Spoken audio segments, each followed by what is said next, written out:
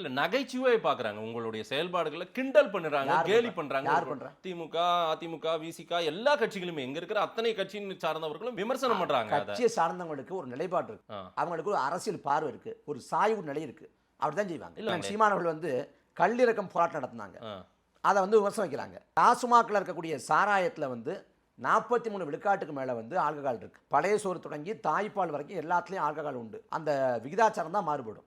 இதுல வந்து இந்த சாராயத்துல 43 விழுக்காடு ஆல்கஹால் இருக்கு. ஆனா அந்த கல்லுல 4 விழுக்காடு ஆல்கஹால் இருக்கு.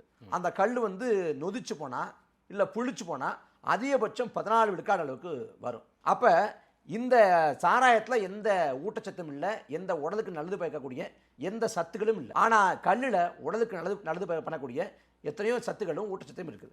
அப்ப அந்த கல்லுக்கு எதுக்கு தடை அப்படின்னு கேட்டு கல்ல இருக்கக்கூடிய போராட்டம் நடத்துறோம். இதை வந்து கேலி கிண்டல் பண்றவங்க அதே சமயத்தில் திமுகவோட கள்ளக்குறிச்சி சட்டமன்ற உறுப்பினர் நினைக்கிறேன் உதயசூரியன் ஒருத்தர் வாக்குச்சாவடி முகவர் கூட்டம் முடிஞ்ச உடனே எல்லாருக்கும் சாப்பாடு போடுறாங்க. சாப்பாடு போடுறப்ப அந்த அந்த வாழை இலையை வைக்கிறப்ப அந்த இடத்துல எல்லாருக்கும் முடியும் ஒரு பீர் போத்தல் இருக்கு. நாம் தமிழக கட்சி கல்லிருக்கிற போராட்டம் நடத்தினப்ப விமர்சித்தவங்க வாக்குச்சாவடி முகவர் கூட்டத்தில் எல்லாருக்கும் முன்னாடியும் ஒரு மது போத்தல் வைக்கப்பட்டுச்சுல்ல, அது உடுத்து பேசினாங்களா?